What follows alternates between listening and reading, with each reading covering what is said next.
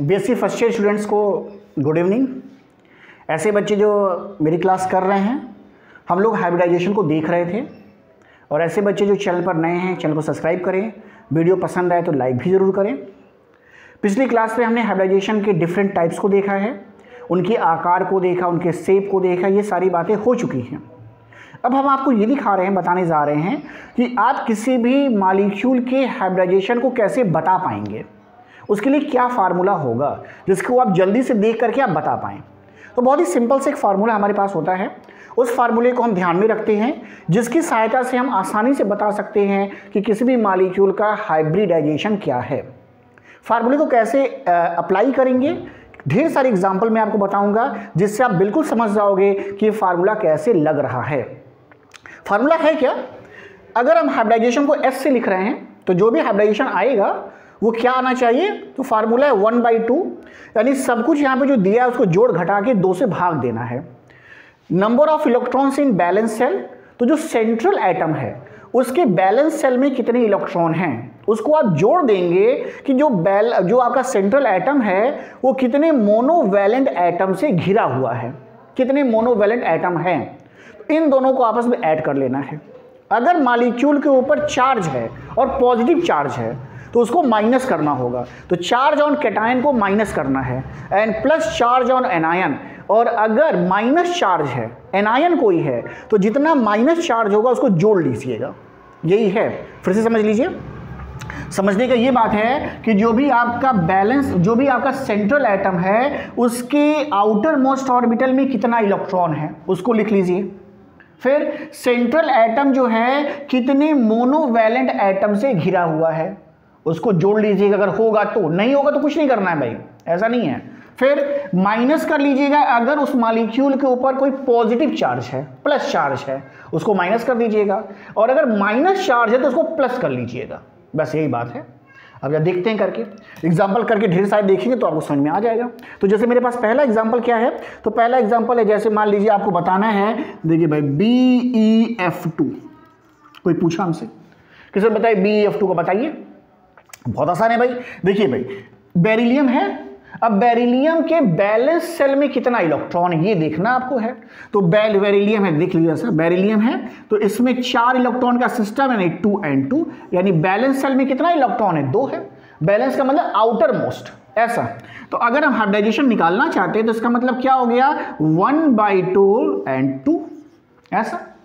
अच्छा, ये फ्लोरीन जो है ये मोनोवैलेंट है, इसकी वैलेंसी हमेशा 1 आती है, प्लस माइनस से नहीं मतलब, मोनोवैलेंट होना चाहिए। और कितने संख्या में? 2 की संख्या में है, तो यानी ये भी क्या हो जाएगा? +2, जैसे। तो ये मोनोवैलेंट एटम की संख्या को भी प्लस करना है। और अब देखिए चार्ज लगा है क्या प्लस माइनस का? नहीं लगा है तो कुछ नहीं लिखेंगे आगे। अब देखिए 2 2 4 मतलब 2, H बराबर 2, और अगर H बराबर 2 है तो इसका मतलब ये हाइब्रिडाइजेशन कौन सा है? sp हाइब्रिडाइजेशन है, sp हाइब्रिडाइजेशन ये है। बस हो गया, सिंपल सी बात है। अब 3 आएगा, मान ली 3 आ गया तो sp2 हो जाएगा, 2 से कम नहीं आएगा। 2 आएगा या तो 3 आएगा, 4 आएगा तो sp3 हो जाएगा, ऐसे बढ़ता रहेगा, जहां तक आप 7 तक आप जान रहे हो वहां तक जाएगा। तो ये हो गया। कोई कह रहा है सर नहीं और एग्जाम्पल बताइए, तो अगला एग्जाम्पल हम देख सकते हैं ClF3 करके देखिए ऐसा। तो ClF3 का हाइब्रिडाइजेशन बताना है इसका। अब ऐसे देख के कैसे बता पाएंगे आप? बस इसी फार्मूले को लगा लीजिए, देखिए कैसे लगने वाला है। देखिए H बराबर 1/2, देखिए Cl, क्लोरीन के सबसे वाह्य कोश में कितना इलेक्ट्रॉन है? 7 है। कैसे? देखिए भाई Cl है 17 इलेक्ट्रॉन है, तो ये 2 है, 8 है, 7 है, तो सबसे वाह्य कोश में कितना है? 7 है। तो ब्रैकेट में लिख लीजिए भाई 7 इलेक्ट्रॉन है, ऐसा। और कितने मोनोवैलेंट से घिरा है? फ्लोरीन के ऊपर कितना चार्ज आता है? फ्लोरीन के ऊपर -1 आता है, यानी मोनोवैलेंट है। तो मोनोवैलेंट की संख्या कितनी है? 3 है, जोड़ लीजिए। इस मॉलिक्यूल के ऊपर कोई चार्ज लगा है क्या प्लस माइनस का? नहीं लगा है, तो ये प्लस माइनस नहीं होगा। यानी कहने का मतलब है कि देखिए 1/2 और 7 3 10, यानी ये कितना हो जाएगा? 10, यानी आएगा 5। और अगर H की वैल्यू 5 है तो हाइब्रिडाइजेशन क्या होना चाहिए? जिसमें 5 हाइब्रिड ऑर्बिटल बन रहे हों। अगर 5 हाइब्रिड ऑर्बिटल बनते हैं तो हाइब्रिडाइजेशन कैसा होता है, sp3, 3 1 4 और 1 होगा d, यानी sp3d। देखिए sp3d 3 4 5 हो गया, बन गया ऐसा। तो sp3d इसका हाइब्रिडाइजेशन होना चाहिए। तो ऐसे आप इसको देख करके बता पाएंगे। अब कोई बात, ज्योमेट्री भी बता दीजिए इसका, तो इसकी ज्योमेट्री जल्दी से बताइए। sp3d की ज्योमेट्री याद है क्या होती है, ट्राइगोनल बाई पिरामिडल। तो लिख देंगे भाई ट्राइगोनल बाई पिरामिडल भी ये होगा ऐसा, तो हो जाएगा ये sp3 आपका आ जाएगा sp3d। अच्छा, इसी तरह से अगर हमसे कोई कहे कि सर बता दीजिए हमको, और किसका बता दें आपको हम, और कोई है हमारे पास जो आसान सा हो, H2 बता दे भाई कोई हमको, चलो H2 बता दो ऐसा। H2 देख के बताइए, सब कोई करके देखिएगा कि भाई H2 में कैसे होगा, या करे सब कोई H2 में लाइए, देखिए कौन सा हाइब्रिडाइजेशन है। तो ये काम सभी लोग करेंगे H2O का, जल्दी से करिए H2O को सभी लोग कॉपी पे, हम करके देखें। देखिए H2 की बात चल रही है, सेंट्रल एटम कौन है, ऑक्सीजन है। तो ऑक्सीजन अगर सेंट्रल एटम है तो कितना इलेक्ट्रॉन है, 8 है। तो कैसे दिखाते हैं, 2 और 6, यानी सबसे बाहरी कोष में कितना इलेक्ट्रॉन है, 6 है। तो बाहरी कोष में 6 इलेक्ट्रॉन, तो H बराबर लिखिए 1/2, बाहरी कोष में इलेक्ट्रॉन कितना हो गया, 6 हो गया। हाइड्रोजन कैसा, मोनोवैलेंट है ना, हाइड्रोजन प्लस 1 का चार्ज रहता है ना, तो मोनोवैलेंट है। कितनी संख्या में, 2 की संख्या में है। तो 6 2 8, कोई चार्ज वार्ज है नहीं, यानी कहने का मतलब 8 को 2 से डिवाइड करोगे 4 आ जाएगा।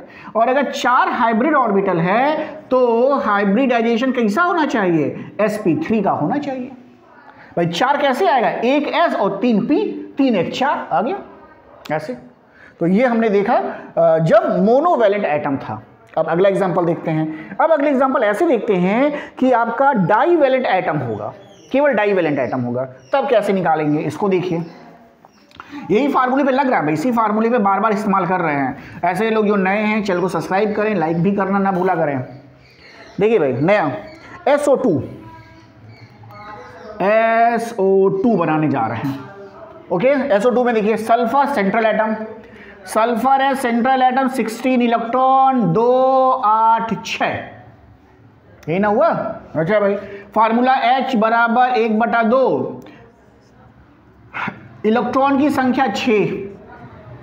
ऑक्सीजन मोनोवैलेंट है क्या, अरे नहीं भाई डाईवैलेंट है, -2 का चार्ज हमेशा रहता है इस पे। तो देखिए भाई डाईवैलेंट कहीं लिखा है क्या, यहाँ पे नहीं लिखा है। तो ऑक्सीजन को लिखना नहीं है, कुछ भी नहीं मतलब ऑक्सीजन से। चार्ज लगा है, नहीं लगा है, चार्ज भी नहीं लगा है, यानी ये खाली 6 का 6 ही रह गया ऐसे। और 6 को 2 से डिवाइड करोगे 3, यानी हाइब्रिडाइजेशन कैसा आएगा, हाइब्रिडाइजेशन इसका कैसा आना चाहिए, sp2। आसान सी बात है, 3 का मतलब 1 और 2 ये हो गया। सॉरी। अच्छा अगला, और भी हमारे पास ढेर सारे हैं। कार्बन डाइऑक्साइड हमसे कोई कह दे, देख के कैसे बता पाएंगे भाई कौन सा हाइब्रिडाइजेशन है, बता पाएंगे क्या, नहीं बता पाएंगे। तो CO2 को निकालना हो जल्दी से निकाल लेंगे। जैसे कैसे भाई, कार्बन को देखिए जल्दी से, कार्बन में इलेक्ट्रॉन की संख्या 6, यानी 2 और 4, यही तो है और क्या है। तो ऐसा हो गया। अच्छा भाई अब देखिए फार्मूला लगाइए, H बराबर 1/2, कितना इलेक्ट्रॉन है बैलेंस सेल में, 4 है भाई ऐसा। ऑक्सीजन जो है डाईवैलेंट है, कंसीडर नहीं किया जाएगा, कोई चार्ज नहीं लगा, नहीं होगा, यानी आएगा आंसर 2, यानी हाइब्रिडाइजेशन कैसा होगा, sp होगा। निकल गया आसान सा। तो हम देख रहे हैं कि जब डाईवैलेंट आयन होंगे तब कैसे निकाला जाएगा। तो डाईवैलेंट आयन होंगे तो कुछ नहीं करना है भाई, और आसान हो गया। इसको तो देखना ही नहीं है, खाली बस आपका जो सेंट्रल एटम है उसके आउटर मोस्ट ऑर्बिटल में कितना इलेक्ट्रॉन है उसको 2 से भाग दे दो, बस ऐसा ही होगा। तो आसान सी बात है। तो ये हम लोगों ने देख लिया, इसको आगे देख लेते हैं। कुछ और भी हमारे पास एग्जाम्पल अगर हैं, हाँ कुछ और एग्जाम्पल हमको मिल गए हैं, तो उन एग्जाम्पल्स को भी देख लेते हैं। देखिए अगला एग्जाम्पल है कि जब दोनों तरह के एटम हो हमारे पास, यानी मोनोवैलेंट भी हो डाईवैलेंट भी हो, तब देखते हैं भाई, तब कोई कंफ्यूजन आपको ना हो, या उसको भी देख लेते हैं कि भाई मोनोवैलेंट भी होना चाहिए और डाईवैलेंट भी होना चाहिए, तब कैसी कंडीशन आएगी। इसको देखते हैं। देखिए मेरे पास एग्जाम्पल है COCl2 का। देखिए अब इसका हाइब्रिडाइजेशन बताना है भाई, कैसे बता पाएंगे। तो अक्कड़ बक्कड़ से काम नहीं चल पाएगा कि अक्कड़ बक्कड़ बम्बे बोर 80 90 पूरे 100, ऐसे काम नहीं चल पाएगा। फार्मूला याद रखिएगा, फट से निकल जाएगा। देखिए कैसे निकलने वाला है, निकलने का क्या तरीका हम अडॉप्ट करने वाले हैं। तो हम जो अडॉप्ट करने वाले हैं तरीका उसके अनुसार बताने जा रहे हैं। सेंटर में कार्बन होगा। क्यों सेंटर में कार्बन होगा? क्योंकि ये जो है सबको जोड़ सकता है, इसकी वैलेंसी ज़्यादा है, 4 वैलेंसी है, तो कार्बन सेंटर में आएगा। तो ये सेंटर है। इसके आउटर मोस्ट ऑर्बिटल में कितना इलेक्ट्रॉन है? 4 है। तो देखिए फॉर्मूला लगाने जा रहे हैं। देखिए 1/2, तो कार्बन के आउटर मोस्ट ऑर्बिटल में है 4 इलेक्ट्रॉन, ऐसा। ऑक्सीजन है डाईवैलेंट और Cl है मोनोवैलेंट। ऑक्सीजन कंसीडर नहीं होगा, Cl कंसीडर होगा। तो नंबर ऑफ मोनोवैलेंट आइटम, कितना मोनोवैलेंट है? 2 है। तो 4 + 2 6 हो गया, ऐसे। और 6 को 2 से भाग दोगे कितना आएगा? 3 आएगा। और अगर इसका आंसर 3 आ रहा है तो 3 हाइब्रिड ऑर्बिटल है, तो क्या बनना चाहिए? तो अगर 3 हाइब्रिड ऑर्बिटल है तो हाइब्रिडाइजेशन कैसा होना चाहिए? sp2 होना चाहिए। यानी शेप कैसा इसका आएगा? इसका शेप आएगा कैसा भाई? ट्राइगोनल आएगा। और बॉन्ड एंगल कितना आएगा? 120 आएगा। कहने वाली बात ही नहीं है। हो गया? तो देखिए इतना आसानी से हम निकाल रहे हैं आपके लिए। अच्छा भाई कोई और एग्जांपल बताइए भाई। सब बच्चे कहेंगे भाई सर कोई और एग्जांपल बताइए। तो और एग्जांपल भी कोई हो सकता है क्या? और एग्जांपल भी मेरे पास है। POCl3 भी देख लीजिए भाई। POCl3 भी देख लीजिए, ये भी देख लीजिए। देखिए दोनों तरह के मोनोवैलेंट भी है, डाईवैलेंट भी है। और फास्फोरस सेंटर में है। तो फास्फोरस अगर सेंटर में तो फार्मूला लगाइए 1/2। फास्फोरस के आउटर मोस्ट ऑर्बिटल में 5 इलेक्ट्रॉन है, 15 का सिस्टम है, 2 8 5 होगा। ऑक्सीजन देखना ही नहीं भाई, ऑक्सीजन छोड़ दो, ऑक्सीजन देखना ही नहीं, देखिए तो ऑक्सीजन की तरफ। और Cl की संख्या 3 है, मोनोवैलेंट है, जोड़ लीजिए 8 को 2 से भाग देंगे 4 आएगा। अगर 4 हाइब्रिड ऑर्बिटल हैं तो हाइब्रिडाइजेशन कैसा होना चाहिए? हमको लग रहा है sp3 होना चाहिए भाई। 3 हाइब्रिड ऑर्बिटल, ये 4 हो गया। sp3 है, ज्योमेट्री होनी चाहिए टेट्राहेड्रल। और बॉन्ड एंगल होना चाहिए 109 डिग्री 28 मिनट का। हो गया, आसान सी बात है। तो ये भी देख लिया हम लोगों ने। अब क्या देखिएगा, अब ऐसा देखना है, अब एनायन का देखते हैं भाई। चलिए अब एनायन पे आते हैं। चलिए अब एनायन को देखेंगे भाई, एनायन का कैसे निकलेगा। अब मान लीजिए चार्ज वाला, करें सर चार्ज वाला नहीं बता रहे आप हैं, और हमसे पूछते आप चार्ज वाला हैं। चलो भाई चार्ज वाला भी देखिए। तो भाई चार्ज लगाते हैं एनायंस पे। एनायंस पे चार्ज लगा के देखते हैं, सल्फेट आयन ले रहे हैं। देखिए एनायन है। एनायन का मतलब जिसमें नेगेटिव चार्ज हो। देखिए एनायन है, नेगेटिव चार्ज से लगा हुआ। देखते बना कि भाई सल्फेट वाले में, तो देखिए हो जाएगा 1/2। सल्फर सेंट्रल आइटम है, तो आउटर मोस्ट ऑर्बिटल में 6 इलेक्ट्रॉन है, तो 6 इलेक्ट्रॉन हो गए, ऐसा। डाईवैलेंट को लेना ही नहीं है, छोड़ दीजिए, ऑक्सीजन से कोई मतलब नहीं है। देखिए चार्ज जितना निगेटिव होगा उसको जोड़ लेना है। तो चार्ज निगेटिव कितना है? 2 है, तो 2 को जोड़ लीजिए, ऐसा। यानी 8 हो गए, 8 को 2 से भाग देंगे 4 आएगा। अगर 4 है मतलब sp3 हो गया। यानी हाइब्रिडाइजेशन कैसा होगा? sp3 का होगा और टेट्राहेड्रल होगा। Bond angle 109 28 minute. ऐसे रटा होना चाहिए, फटाफट बोलिए, कोई कंफ्यूजन ही नहीं होना चाहिए। इधर क्वेश्चन इधर बोला, ऐसे होना चाहिए। अच्छा अगला देखिए, अगला कह रहे भाई कार्बोनेट आयन भी दिखाइए। तो एक ने कहा भाई कार्बोनेट आयन भी दिखाइए। देखिए भाई कार्बोनेट आयन, देखिए निकालते हैं H का मतलब होगा कार्बन सेंट्रल एटम है, ठीक है भाई। तो 1/2 कार्बन अगर सेंट्रल एटम है तो बाहरी कोष में इलेक्ट्रॉन की संख्या 4 है ना भाई। कंफ्यूजन है क्या? आप देखिए बाहरी कोष कौन सा? यही तो है बाहरी ऑर्बिट। बाहरी कोष मतलब सेल, बाहरी सेल यही है ना, बैलेंस सेल यही है। तो 4 इलेक्ट्रॉन है।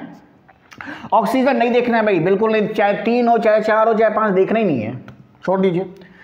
निगेटिव चार्ज जोड़ेगा, कितना निगेटिव चार्ज है? 2, तो 2 जोड़ लीजिए। 4 2 6, 6 को 2 से भाग देना, कितना आएगा? 3 आएगा। और अगर 3 है तो हाइब्रिडाइजेशन कैसा होना चाहिए भाई? sp2 बस। और अगर sp2 है, structure trigonal, structure geometry trigonal. और बॉन्ड एंगल बोलिए जल्दी से, 120 हो गया, ऐसा। अच्छा भाई कोई और कह रहा है, कोई और भी है क्या हमारे पास? ऐसा कोई है ऐसा? फॉस्फेट आयन भी कोई कह रहा है भाई। अच्छा फॉस्फेट आयन बताइए भाई। सर कह रहे हैं सर फॉस्फेट आयन भी बता दीजिए इसी पे। वो देख लो भाई, फॉस्फेट भी देख लो।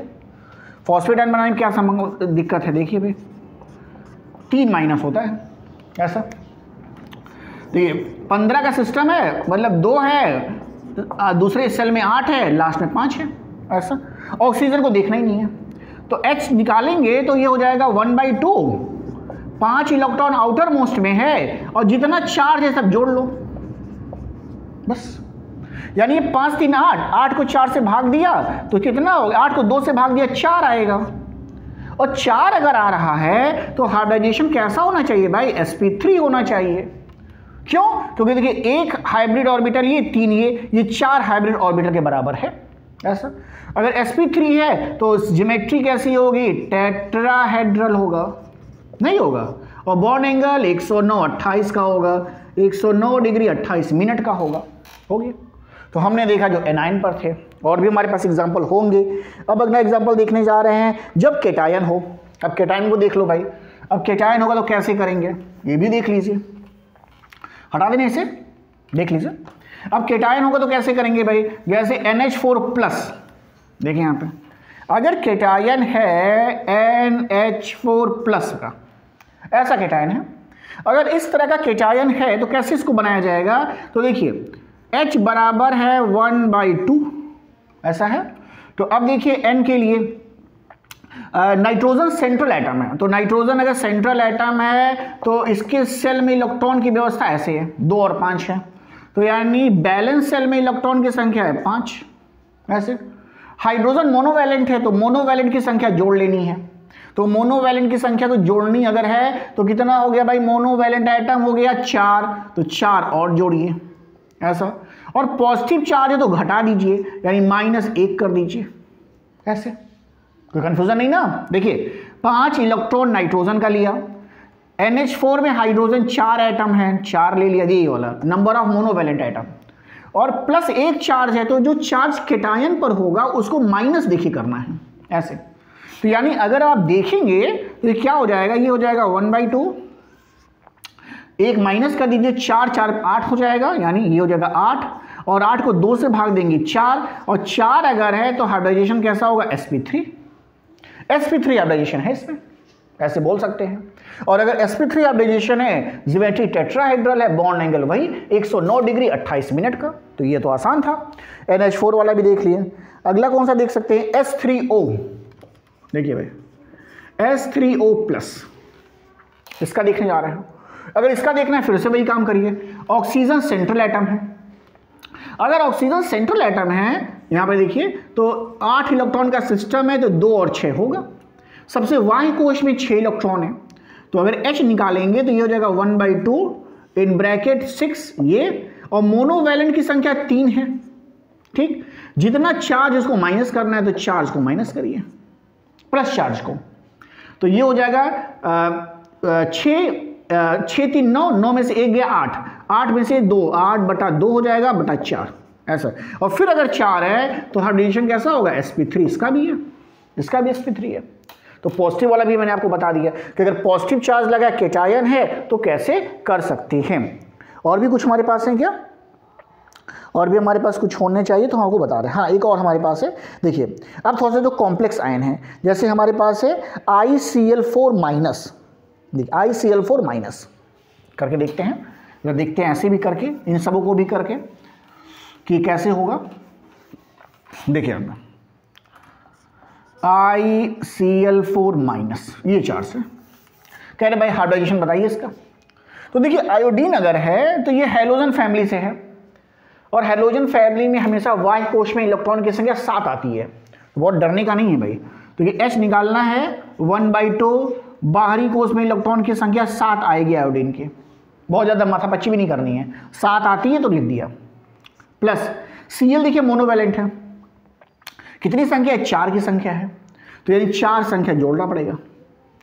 माइनस चार्ज है तो माइनस चार्ज को क्या करना पड़ता है, उसे भी जोड़ना पड़ता है, उसे भी जोड़िए ऐसे, और सबको जोड़ के 2 से भाग देना है, तो 7 4 11 12, 12/2 है बराबर 6।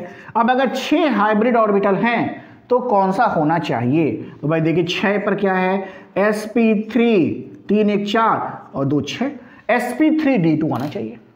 तो इसका हाइब्रिडेशन क्या होगा, sp3d2, यानी ऑक्टाहेड्रल। तो ऑक्टाहेड्रल इसकी क्या आएगी, ज्योमेट्री आएगी, और बॉन्ड एंगल कितना आएगा, तो बॉन्ड एंगल आएगा 90 डिग्री का, तो ऐसा इसका स्ट्रक्चर होना चाहिए sp3d2। तो ये इसका स्ट्रक्चर आएगा sp3d2। ऐसे ही अगर हम देखें किसको, अगर हम देखना चाहें किसका I3-, देखिए ये भी बहुत अच्छा है। देखिए I3 एक माइनस ही चार्ज है, एक ही माइनस चार्ज, हाँ ठीक है, एक ही चार्ज है, ठीक है। अब ये थोड़ा सा है भाई, ये करके देखिएगा, ये करिए तो जैसा सब कोई करे, तब मिटाना हूँ मैं इसे, सब कोई करके मुझे बताए फट से कमेंट बॉक्स में लिखे कि हम कर लिए थे, तो जल्दी से लिखे कमेंट बॉक्स में, सर हम कर पाए थे I3 वाला, और जो नहीं कर पाएगा वो बताएगा भाई समझ में आ रहा है कि नहीं आ रहा है। देखिए भाई I3- है, H की वैल्यू निकालनी है, निकालते भाई। देखिए I3 समझ लेते हैं भाई, अगर I3 मान लीजिए बनेगा तो मान लेते हैं ऐसे, मान लेते हैं भाई एक I ऐसे आएगा, कहीं एक I ऐसे आएगा, ऐसे तो कहीं आएगा भाई। अगर 3 I हैं, अभी स्ट्रक्चर भाई देख रहे हैं, वैसे देख रहे हैं, तो कोई ना कोई एक सेंटर में आएगा और दो से जुड़े होंगे, वैसे ही बनेगा, तभी तो भाई मॉलिक्यूल बनता होगा। इस बात को ही ध्यान रखिएगा, तभी हो जाएगा, अदरवाइज गड़बड़ करेंगे आप। देखिए H निकालिए अब, देखिए 1/2 आयोडीन हैलोजन फैमिली का है, तो सबसे बारीक उसमें 7 इलेक्ट्रॉन, कोई कंफ्यूजन नहीं भाई, तो 7 इलेक्ट्रॉन होंगे, तो ये वाला काम हो गया। अब नंबर ऑफ मोनोवैलेंट, तो नंबर ऑफ मोनोवैलेंट है इसमें, देखिए भाई ये मोनोवैलेंट है, ये भी मोनोवैलेंट होता है, हैलोजन पूरे मोनोवैलेंट हैं। तो देखिए कितनी संख्या होगी, अगर ये सेंटर में तो 2 की संख्या में मोनोवैलेंट हैं, तो 2 की संख्या में मोनोवैलेंट भी है, यही गड़बड़ होगा आपसे, समझ जाइएगा। तो ये 2 की संख्या देखनी पड़ेगी, अगर एक को आप सेंटर में देंगे तो 2 मोनोवैलेंट हो जाएंगे, ऐसा। और चार्ज देखिए -1 का है, तो माइनस चार्ज जोड़ा जाता है, तो माइनस चार्ज जोड़ लीजिए, ऐसा। तो 7 2 9 10, और 10 को डिवाइड करिएगा 2 से आएगा 5। अब भाई 5 अगर हाइब्रिड ऑर्बिटल है तो हाइब्रिडाइजेशन कितना आता है, तो देखिए sp3 3 1 4, एक के और चाहिए 5, sp3d। तो हाइब्रिडाइजेशन कैसा है, sp3d का हाइब्रिडाइजेशन आपको देखने को मिलेगा। तो ये आपको देख, ट्राइगोनल बाइपिरामिडल, हाँ स्ट्रक्चर ट्राइगोनल बाइपिरामिडल, 2 तरह के बॉन्ड बनते होंगे, 120 का और 90 का, तो ये आपको देखने को मिलेगा। तो ये कॉम्प्लेक्स वाले भी मैंने आपको कुछ बता दिए हैं। तो इस तरीके से मैं ढेर सारे एग्जांपल आपको हाइब्रिडाइजेशन पे कराया, पूरा हाइब्रिडाइजेशन टॉपिक मैंने कंप्लीट किया है, और शायद ही कोई क्वेश्चन हम इसमें बचेगा। तो हाइब्रिडाइजेशन लिखने को आ सकता है, हाइब्रिडाइजेशन निकालने को आ सकता है, तो निकालने के लिए फार्मूला आप इस्तेमाल करिएगा, आसानी से निकलेगा। जो भी आपके पास और भी एग्जाम्पल उसको भी निकालिएगा, सब निकलेगा। तो आई होप आपको समझ में आ रहा है, समझ में आ रहा है तो वीडियो लाइक करें, दोस्तों को भी प्रेफर करें, ज़्यादा से ज़्यादा सब्सक्राइबर की संख्या बढ़ाइए। Then thank you, good bye.